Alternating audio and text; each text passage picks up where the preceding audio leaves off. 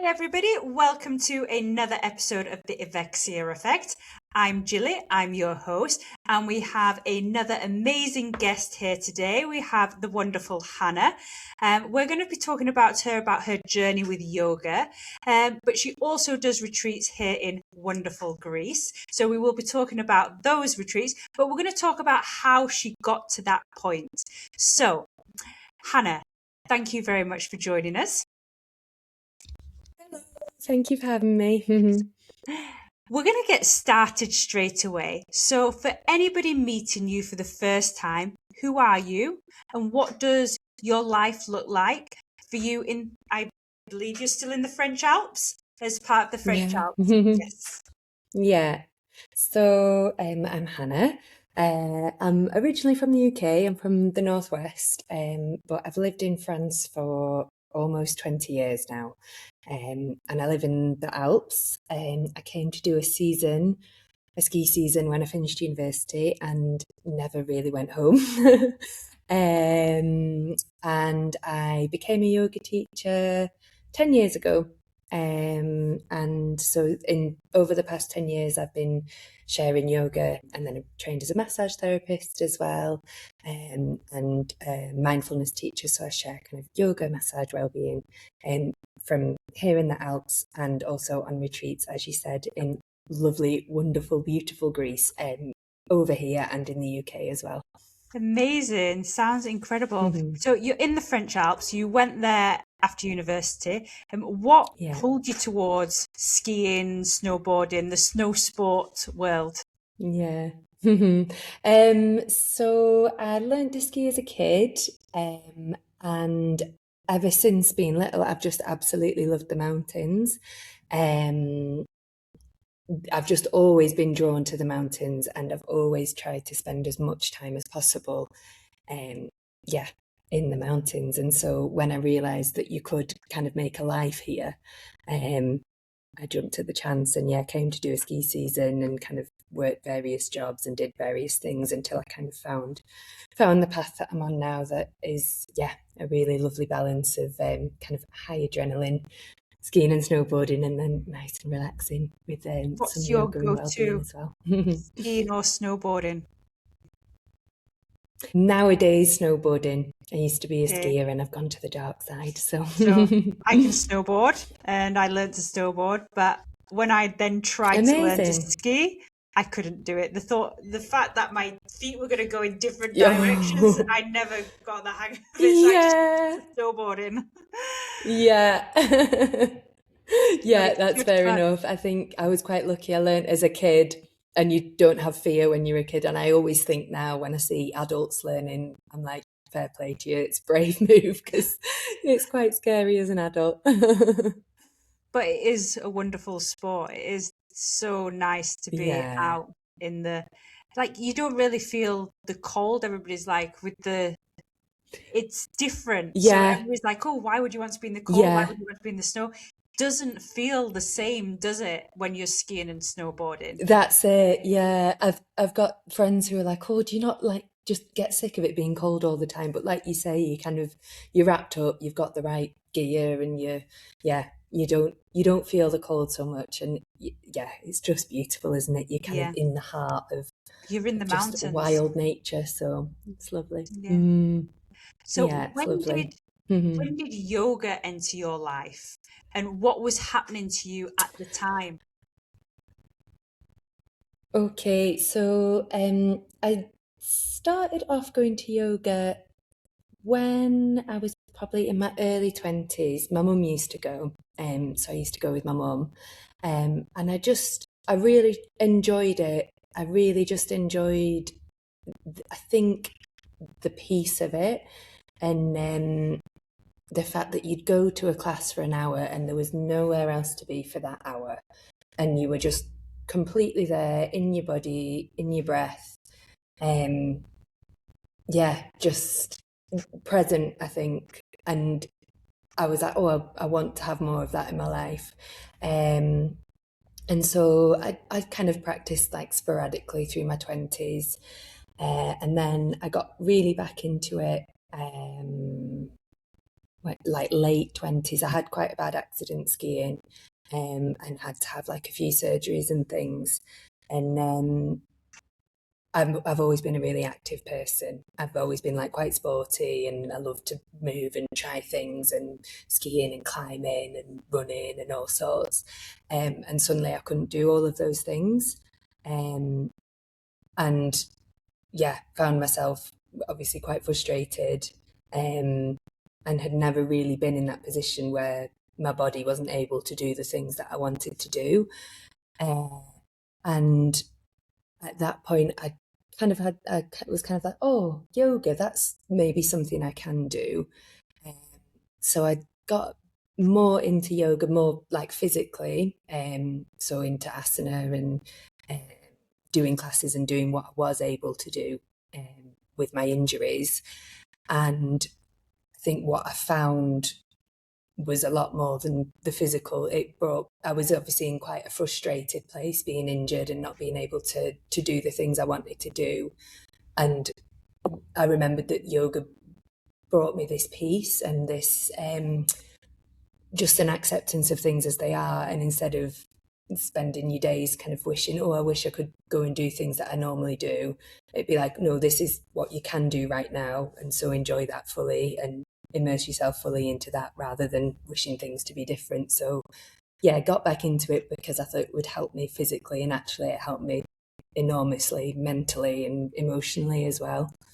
It was your go-to. It was your safe Yeah, place. It was it was your a bit of a bit of a solace really, like yeah, something that's comforting and something. I think that's something else that I love about yoga is it celebrates what you can do, and you can come to it in any kind of at any level, and it's a celebration of what you physically can do, and also of just your ability to be in a moment and experience a moment, and there's no pressure to perform at a certain level or to, I don't know, to do something that you perhaps don't want to or you aren't able to do. It's experiencing things as they are and enjoying things as they are. And I found that just this huge help that yeah, yoga kind of met me as I was, and I could go from there. So I'd say perfect. that's when I got real much deeper into yoga, and then after that, I just yeah went really into it and did my teacher training and things, and yeah, went from there. So Amazing. So you describe mm, yoga as the perfect complement to high adrenaline sports, which obviously is mm. why it works for you.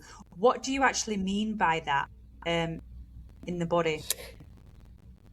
So obviously skiing and snowboarding and things like that, they are physically quite demanding and um, certainly begin to take their toll on your body. Like lots of like compressions, it's quite easy to hurt yourself. You're kind of holding not that natural like postures for quite a long time and putting your body under quite a lot of strain. So I think it's really important to use yoga to then counteract that. Um, I've got, many friends who are just very tight, very stiff. And that's kind of how you become if you're spending a lot of time skiing and snowboarding.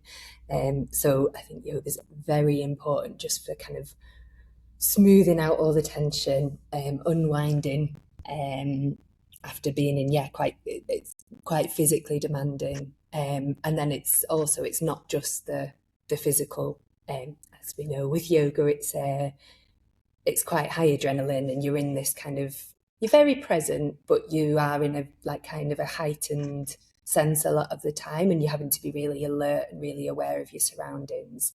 And so yoga can be a really nice way to kind of down regulate and to take that adrenaline and kind of counter it with a bit more kind of peace, a bit of calm.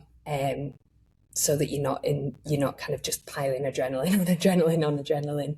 Quite nice to just wind down a little physically and mentally as well. What's most noticeable? So is it the physical benefits, mental benefits, or emotional benefits? Well, I think most obvious is definitely physical. I think my favourite thing here is I have quite a lot of people come to my classes here in the mountains who certainly wouldn't describe themselves as yoga people.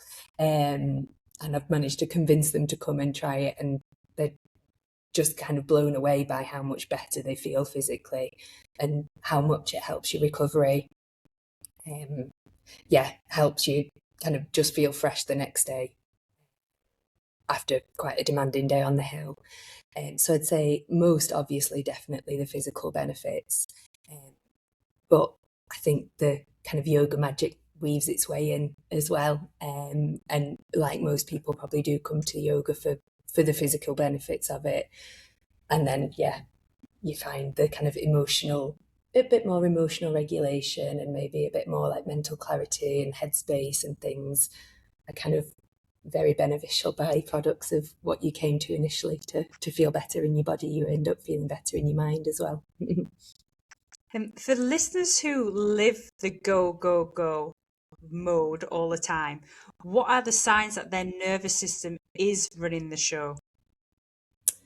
I think it's quite easy to live in that way and just not be aware of it. I certainly, before I practiced yoga quite regularly and I became a bit more aware of my body and holding stress and tension and things, I used to go through phases and be like, oh, I've got this really random back pain and I don't know where that's come from.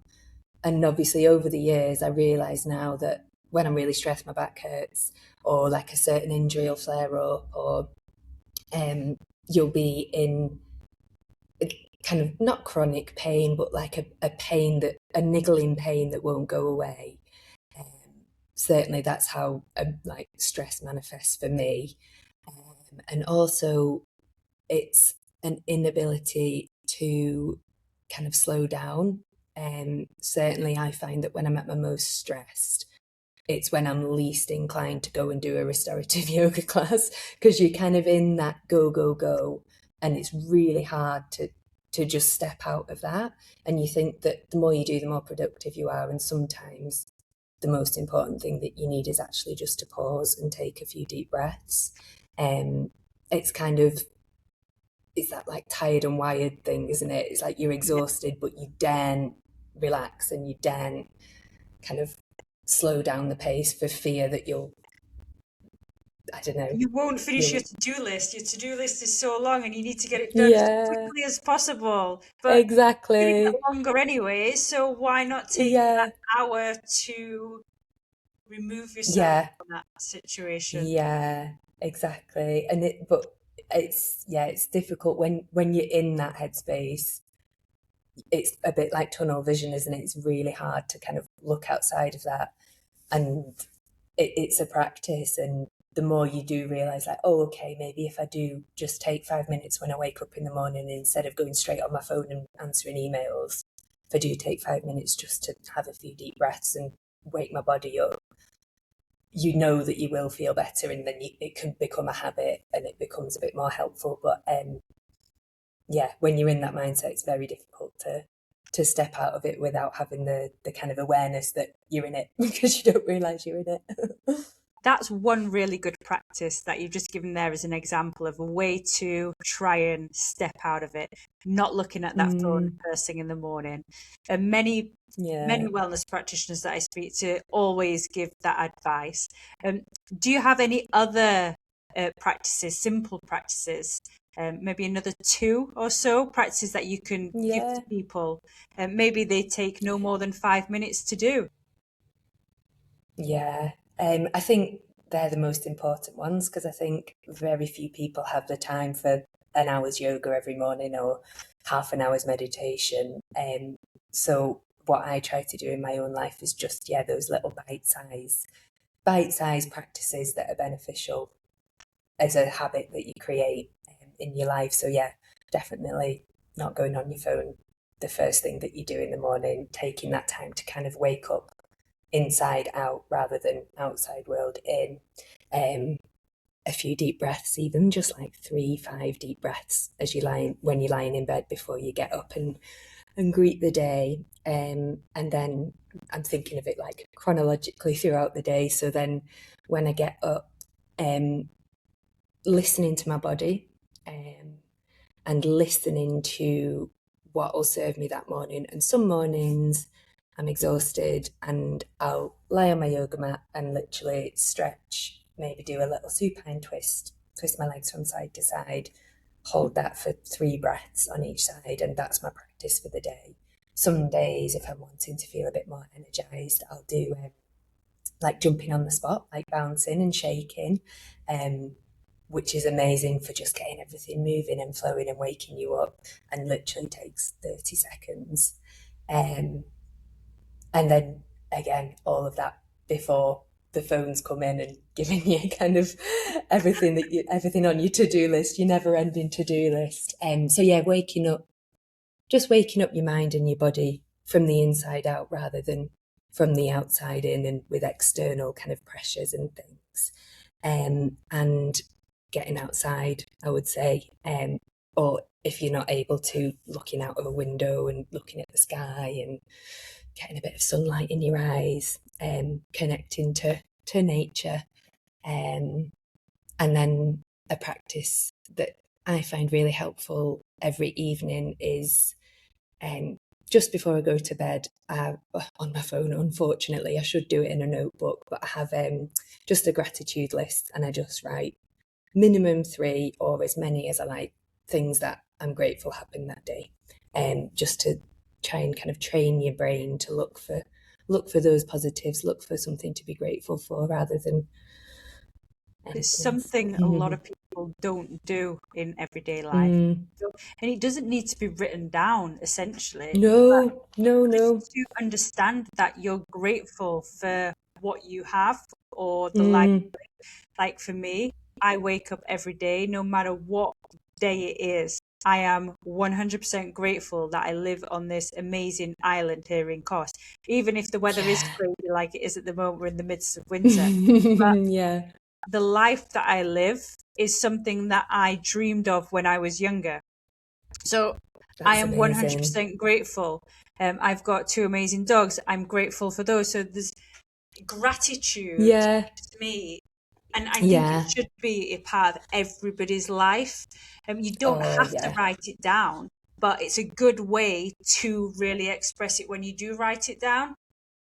Yeah, definitely. And I think you're right. It doesn't have to be written down, but I think the act of writing it Yep, down is that it's almost like an accountability, isn't it? yep, And yeah. sometimes I'll get in bed and I'll be like, oh, I've not done it, and I'll be like, right, do it, write it down, because then it's kind of cementing it into your brain, isn't it? And Automatically to increases look, your mood. yeah, yeah. Oh, it does exactly, and Automatically. it trains your brain to be that's what you think about at the end of the Yeah. day, so you're cultivating that mindset as you go to, as your default, rather than the opposite of that. So yeah, that, oh yeah, it's an amazing practice, and it's so Which simple. Takes two this minutes Mhm. this leads on to really well my next question about how do you explain mindfulness? Because this is a mindful practice. In what way Yeah, does so? How do you explain mindfulness in a way that doesn't feel intimidating or woo? Because people yeah, think, oh, mindfulness is like very yeah. yogi and I don't want to be doing that. Yeah, But actually, yeah, mindfulness is a fantastic practice. Can you explain that for us, please? yeah. So I think you're right. The word mindfulness and the word meditation come with a lot of they can seem quite complex and quite something that's not very accessible, maybe. Like if you were to say to someone who doesn't meditate, what's their idea of what meditation is, they'd be like, oh, well, you have to sit really still for like 20 minutes and not think of anything. And I can't imagine that because my brain's constantly going. And I think that's a lot of people I speak to who are like, oh, no, it's not for me. I couldn't meditate. I have too many thoughts. And it's getting across this idea that mindfulness and meditation isn't, you're not trying to stop your thoughts. Your brain is designed to think constantly. So there is no way of stopping your brain from thinking.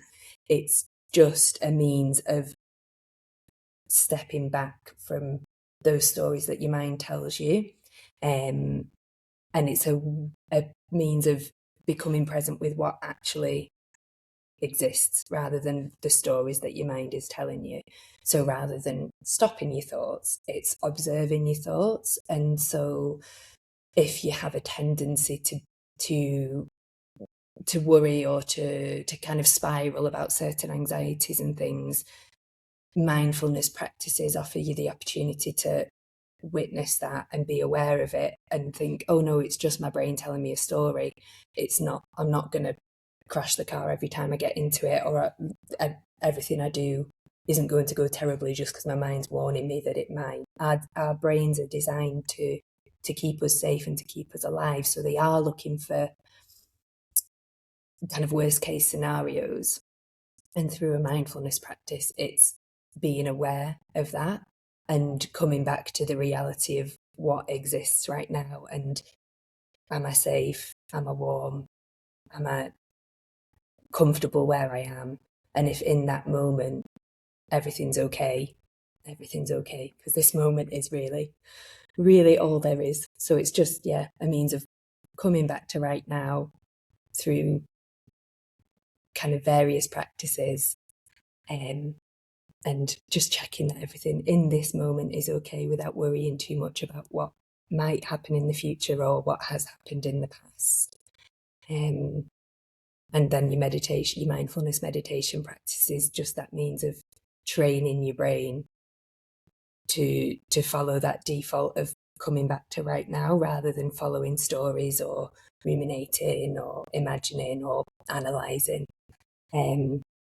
So yeah, it's very simple, but it can seem quite intimidating and complex. Yeah. You've explained it really well. You trained in 2016 to be a yoga teacher, yes, and you started sharing soon after. What made you feel ready to take this step and to start sharing the practice? I didn't. I think like a lot of people, I did my 200-hour teacher training just because I loved yoga and I really just wanted to deepen my knowledge and learn more about the practice.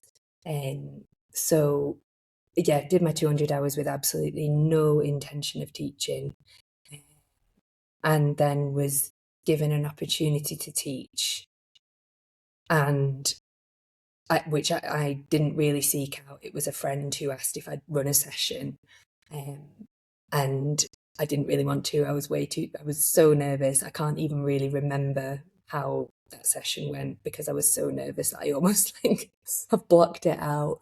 But I did it because I was like, just give it a go and try it. And I think probably the first year of teaching, I was just a nervous wreck because it's really scary to put yourself out in front of people live with no edit. So I didn't feel ready is the answer to that question, but I did it anyway, and I'm so glad I did because 10 years on, it's my career and it's my passion. And everybody has to be a beginner at something, and whether that's yeah, starting yoga in general or yeah, taking that step to teaching. If you want to teach, you have to start from somewhere. yeah, It's just, and yeah. You have to yeah, start somewhere, don't you? And and everything yeah, comes with practice and experience. And the more yeah. I'm definitely a better Pilates instructor than what I was 10 years Oh ago, yeah, for yeah, sure. yeah. Um, it's come with experience. Experience, and but that's it. Everyone starts somewhere, and I think it's quite easy to compare yourself to people who've been doing it for 30 years and think, oh, I'll never be like that. But you won't be like that if you don't start. Yeah, That at some point they were beginners as well, weren't they? So yeah. yeah, Well done. Well kind of done for yeah. starting. And I'm sure Thank you. everybody that comes to your classes and your retreats are very thankful that you started as well. Oh yeah. What's That's a nice. misconception people have about yoga that you wish would disappear? That you have to be flexible. I have so many people, particularly here in, this kind of like active world that I live in. People say, oh, I'd really like to do yoga, but I'm not flexible. I'm like, but that's the practice. You come to yoga to help that. You don't show up being able to touch your toes and do all sorts of things. That goes That's the back to the whole practice. concept of everybody's a beginner. Nobody Yeah, starts off exactly. perfect and amazing. You'll Yeah, get the odd few small percentage of people that will come and they'll be an absolute natural. yeah. Maybe they had a different background or something. Hmm. But the majority of people start off as ultimate Yeah, beginners. beginners, Yeah. exactly. Yeah. What Hmm. do you think people are really seeking when they come to yoga beyond the flexibility? I Mm, know like a lot of people go to yoga to stretch out, etc., but there is more to it. So what do you think they yeah. are really seeking? I think it's that pause. I think everybody's lives are so busy these days, and technology dictates that everything is instant and everything just moves so quickly. So I think a yoga practice is something that reminds you that you can just slow down to the pace of your breath, to the pace of your body. Um, and in doing so, you do find a bit of peace, of calm. Um, I know I have a lot of people who say to me, "Oh, I really need to come to yoga. I really just need to slow down. I need to pause." Um, and I think it does offer that space in which there is nowhere to be from on your mat, in your body, connected to your breath. And it kind of reminds you, again, it's mindfulness, isn't it? It's coming back to this moment, Yeah. um, and being present in your body, being present with your breath, um, and just, yeah, discovering the kind of calm and peace that is there underneath all the layers of your busy life. And how has teaching changed your practice over the years? um, I'd say now, just saying how busy everyone is, um, I'm busy, and so now my like ideal yoga practice is a yin practice or a restorative practice or a yoga nidra where I can just lie down for like an hour. Um, and yeah, I think it's not just from teaching, it's just from generally being busy. Um, that yeah, my own practice is a lot slower and a lot calmer, and a lot more restorative than it probably used to be. And also, yeah, I mean, That I do enjoy I do enjoy like a vinyasa or a like more active practice, but I also find I get that in other aspects of my life, and my yoga practice is really about coming back to myself and slowing down. beauty about yoga that there's so many different Mm, styles and different practices, so it yeah, can fit into probably everybody's life at some point, and no yeah, matter what part of their life, there's probably a practice that's going to fit them at that point.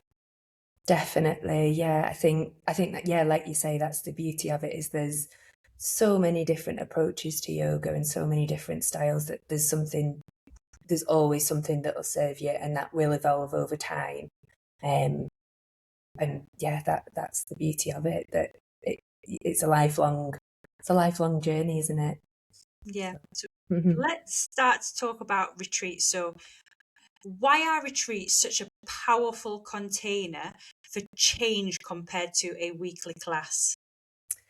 I think it's the immersion of it, and it's the you are completely taken care of in every other aspect. So whilst a weekly class or like a weekly practice is amazing, it is that hour, and then you're back on, and you've got to pick up something for tea, do the dishes, take the dogs out. You've got to do all the other stuff that life demands around of that.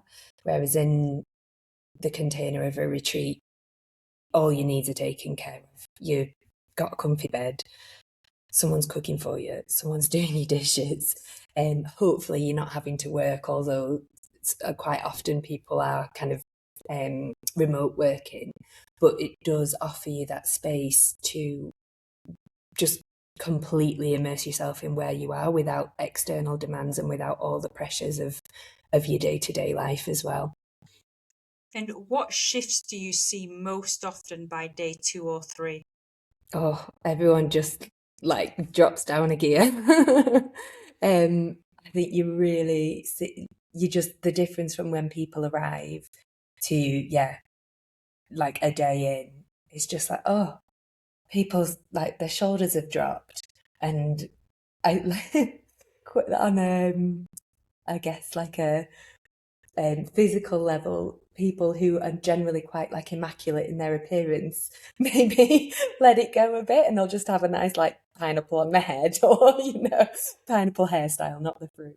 I think everyone just drops down a gear, and you can physically see it in people that they've relaxed. They've become And comfortable with themselves. yeah. I always find that people that are not relaxed generally want to have an appearance. They want to show Mm, that they're a certain person, but then the moment that they come in this comfortable environment, they suddenly become a more comfortable, mm, happy person rather than trying to yeah. front all the time. Yeah. And just doing less as well. I think well, with this retreat that I run in Koufonisia, people are sometimes a bit like, oh, there's not much on the schedule, like there's not much planned, and I'm like, that's the point. And people will be a bit kind of not antsy, but just kind of like, oh well, but what do you do? Like, what do you do with your free time? And I'm like, you'll see, you'll see. And you just see people just sitting, being, lying on a beach, reading a book. And it's all the things that when you're really busy, you just dream of having the time to do. And it offers you that time to just be, and it's bliss. And we want to create that bliss. So how do you create that psychological safety in a group so they can truly have this, they can truly drop in? It's, I think, making sure that people's needs are taken care of. So making sure that everyone has absolutely everything that they need, that they're comfortable physically. So they've got everything they need physically, but also comfortable in a sense of they feel at ease with the other participants and with yourself as a retreat leader. So making sure that it's a really welcoming, really welcoming environment and atmosphere. And if they have any concerns, they know that they can bring them to you and raise them, and they'll be taken care of. So yeah, just making sure that there's a space in which everything's taken care of, and so you are able just to relax, and to be present and to enjoy it. So Perfect. A lot of people that come on retreats are solo travelers. It's the majority. For someone nervous about going alone on a retreat, what would you say to them? I'd say even people who do come either as a pair or a couple or as a group, it still is a really personal experience. And it's fun when you speak to people at the end of a retreat about kind of their favourite moments or things they enjoyed. Often everyone's is completely different. So even if you do come with people you know, you'll still have a very kind of unique experience of whatever it was that you were perhaps looking for when you booked that retreat. And I'd also say that people who go on yoga retreats are generally quite nice and welcoming. So if you are nervous about being by yourself, I'd say there's no need to be, because generally everyone else is going to be really lovely and welcoming. I try to be as welcoming as I can as well. And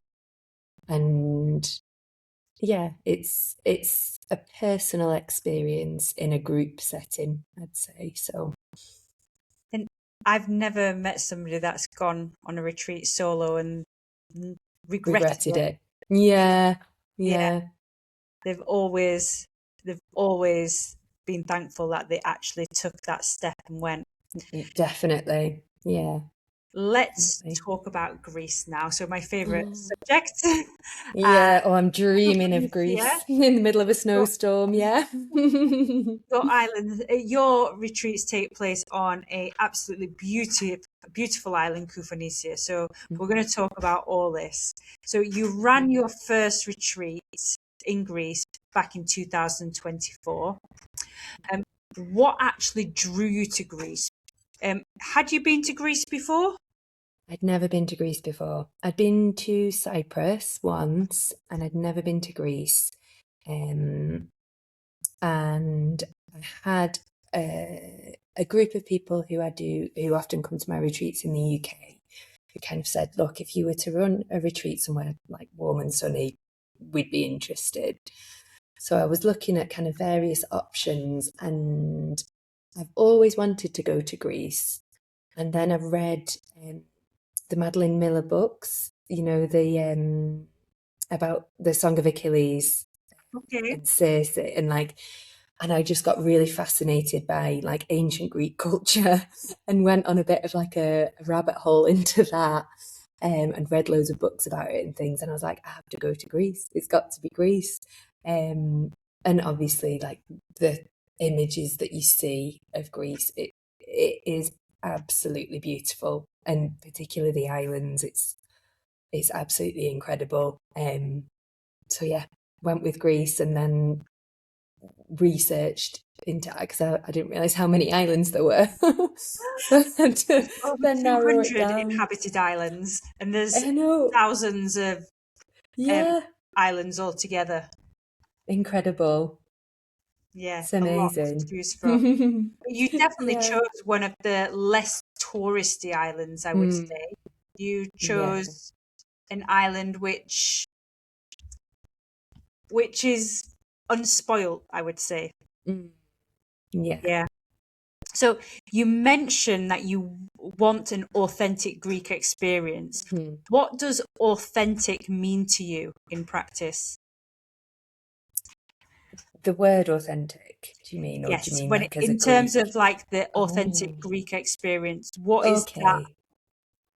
I'd say I wanted it to not feel like a package holiday, um, and kind of just transporting your culture into another country.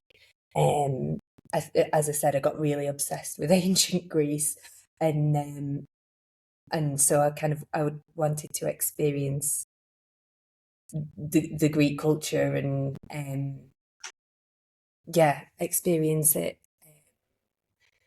There's just so many interesting things, I think, when you visit a new country, like food and language and kind of habits of people, and even silly things like snacks in supermarkets.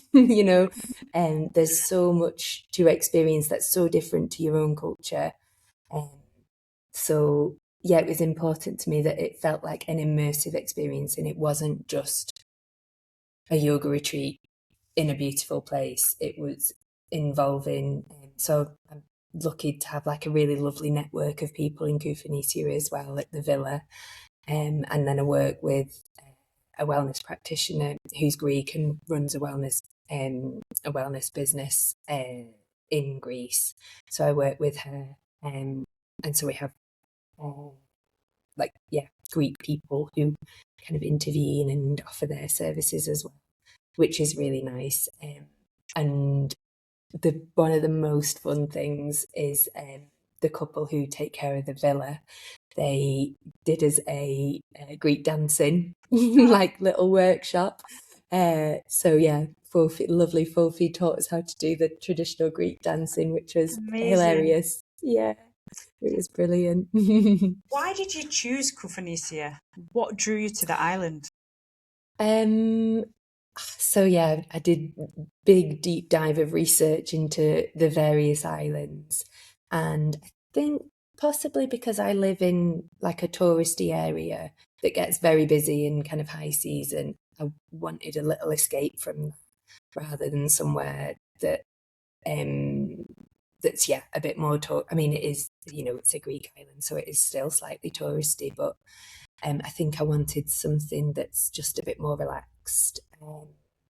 And I really like the idea that the slowing down begins before you even get there, because you have to go through the steps of the journey to get there. And there's no airport, so it's a ferry, and you can take the really slow small Cyclades ferry as well, which slows you down to another level.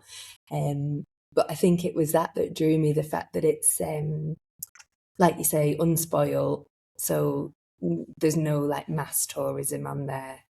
all of the developments are quite small and there's still a lot of wild space. The beaches are quite wild still, you know, it's not those kind of organised beaches. I think, yeah, I wanted quite an immersive nature experience as well, and Koufonisia definitely offers that. There's kind of all of the elements.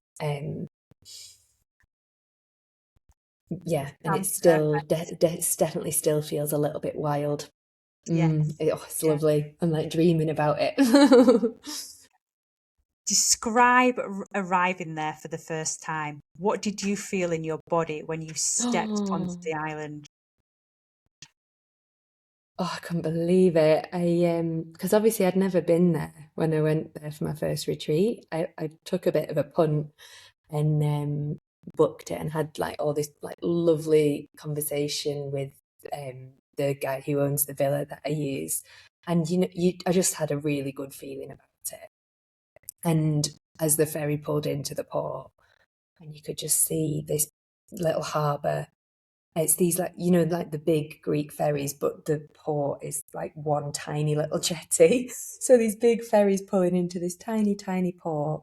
And there's like a half moon beach there. The water is like nothing I'd ever seen before. And you can see the whole of the island because it's so tiny as you're pulling in. And as we were pulling in, I was like, oh yeah, that's why I felt drawn here. This is why. I just knew it was exactly what I'd hoped for. And then yeah, you get off the ferry and everyone's so lovely and so helpful, and got in this like rickety old car because they don't really use cars on the island because it's so small, you don't need it. Up to the villas and the views and the water and the breeze, and oh, it's yeah, I knew I was in the right place when I got there. It is magical. Everywhere in Greece is Oh magical, but when you yeah, find the right island for you, yeah. yeah, it's Um, amazing. your Cycladic retreat is about slowing down. Why is slowing Mhm. down so hard for so many of us?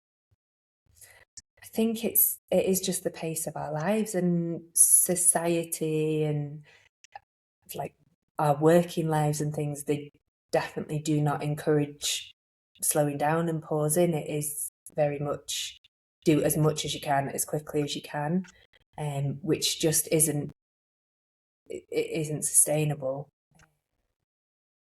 We can't live our lives completely like that, and I think it's difficult to step out of that. It's not encouraged by society to go slower. It's not encouraged in, generally your day to day or your working life. No one's going to tell you do that slower, do a bit less. So I think it's really important to have an opportunity to do so, and just to come back to your own rhythm, come back to a Yeah, natural rhythm. yeah. You Mm. talk about reconnecting with the rhythms of the natural world. Mm. Sun, dry earth, ocean, Meltemi wind. How did those elements support well-being? It's reconnecting to nature, I think. As the way that we live our lives now is so disconnected to the natural world, and it's really easy to think nature's out there and we're here, and forget that we are part of nature and we are beings of nature. And our lives have come so disconnected from that I think reconnecting with the raw elements, so yeah, with sun, with earth, with water, with vast open sky, with sounds of nature, it does just bring you back into the rhythm of the natural world, and it brings you back into a rhythm that perhaps we're more intended to be in than the one that we generally live in our busy lives. And how does a rhythm-led day look like on your retreat? Um, so I try to encourage people as best we can, just to be completely present with the elements around you, with the space around you. So aware of what you see, what you feel, the temperature of the air, what you can hear.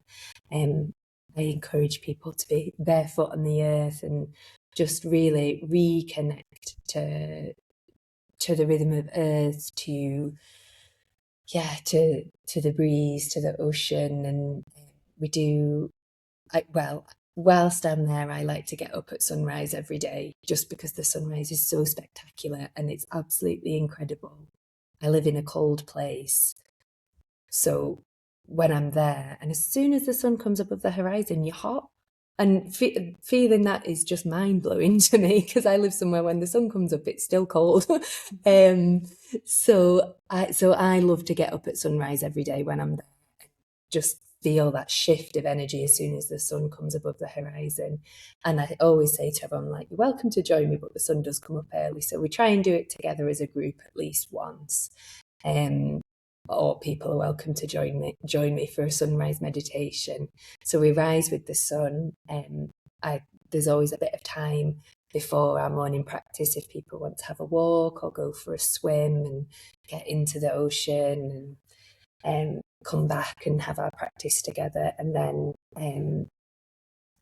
there'll always be a theme for the practice that I'll give kind of prompts in a little journal for them to maybe think about throughout the day. So whether that's connecting to the earth element or the air element or water or fire or either, something that will bring them back into that connection and stay present and stay mindful throughout the day. And then going to bed not too long after the sun sets as well, and staying in that lovely circadian rhythm, and having the opportunity to do that without the demands of everything else in our lives gives us a time to come back into a lovely and natural rhythm. Sounds wonderful. Mm. What kind of person will thrive on this retreat, and who might need a different style of retreat? I think somebody who is looking for a slowing down and a pause. It's not to say that our practices are still quite dynamic, and there's loads of walking you can do, there's loads of swimming, and you can ride bikes, things like that. But I think if you're looking for like an action-packed kind of full schedule every day trip, it's probably not for you. I kind of create a schedule and like a timetable that offers a lot of free time and a lot of time to do your own thing, and just to offer relaxation rather than kind of piling loads onto a schedule. So I'd say if you're happy to kind of explore somewhere that maybe isn't the most convenient place to get to, but then being rewarded by a lovely quiet island with quiet beaches, then it's definitely worth the journey. So, what's your favourite take-home practice from the retreat that people can keep doing back in their normal day life? I think it's a practice of mindfulness and presence. And as I keep saying, in that retreat environment, you have the opportunity to just, whatever you're doing, you do it fully. And you're immersed in the experience of being. And it's to try and take that same presence and that same mindful approach to the rest of your life as well. And it can be quite easy to kind of just be present when you're surrounded by all of the natural beauty that there is in Koufonisia. But to take that same presence with you and be able to live your life in a way that you appreciate everything that's going on around you, and you are aware of the temperature and the sun and all the rain and the storms, and just the presence with life as it unfolds around you as you go beyond the space of a retreat. Mm-hmm. Perfect. What does real rest mean to you? And how can we tell the difference between scrolling rest and nervous system rest? Yeah, I think there's a difference, isn't there, between resting and just like vegging out. I think, like you say, real rest is resting your nervous system. So whilst it might feel like you're relaxing when you're scrolling on your phone, you're actually just taking in all of this messaging and all of these external stimulus. So shutting off those external external factors and slowing down, being present, maybe just with your breath again, coming back to deep breathing, a nap. That feels like real rest because there's no kind of external input rather. And it doesn't even have to be sleep, it can be a guided meditation, something that's going to offer a sense of peace to your mind and to your nervous system that isn't going to just kind of make you think and analyse and plan and reflect and give you a bit of pause, a bit of peace. And if someone that is listening could do just one thing this week to feel better, what would you recommend? I would say try every morning for a week to, once your alarm goes off, take 5 deep breaths, maybe 10 if you can, before you do absolutely anything else. And just follow your breath as best you can. Be aware that you're inhaling, be aware that you're exhaling, and cultivate a sense of presence with your breath and with your body that'll set the tone for the rest of your day. I think that's probably the most helpful thing that you can do if you're struggling with that kind of getting out of that go, go, go mentality. If you begin your day with a pause, hopefully that's the kind of tone that you set for the rest of your day. I'm going to start doing that. I feel like as often I shoot out of bed because I purposely have my alarm in my room because you don't want your phone in there. And yeah, I'm going to try and take that pause. Amazing. We're going to wrap up a little bit and I've got a question for you. What's calling you forward right now, personally or professionally? Well, as I said, I get quite obsessed with things like I did with ancient Greek culture. Currently, my deep dive is Zen Buddhism. I did like an introduction to Zen meditation course, and it's absolutely mind blowing. That's my current passion is Zen. And I really want to learn more about it and practice more. Maintaining a beginner's mind, of course, but interesting. And obviously wraps everything up what you're doing. So it's a complement everything you're doing in the future. Yeah, exactly. So where can people find more information about what you do and your retreats? Of course, everybody can find your retreats on our website, retreatsingreece.com, and you can ask us for any information. But Hannah, what about your website, social media? I've got my website, which has all the information about my retreats, and also my in-person classes if you're ever in my little corner of the French Alps. So it's my name, so hannahduncalfyoga.com. And on there you'll have all of my information and my contact information if you want to get in touch. I'm on social media as well, mostly on Instagram, and handle is hannah.tadasana yoga. I will put all that in the description of the podcast. Thank you. If you're listening, it will be there. Just read the description and you'll be able to find it. I've got one final question for you, Hannah. When you think of Greece, what word or feeling comes first and why? Oh, bliss. It is just bliss. I think it's the colour of the ocean, and just either swimming in it or looking at it is so incredibly calming. To me, Greece is bliss. And I'm sure everybody that's visited Greece can truly relate to that feeling, for sure. I know I can, and I live there. So. And you live there. Well, thank you so much, Hannah. It's been wonderful.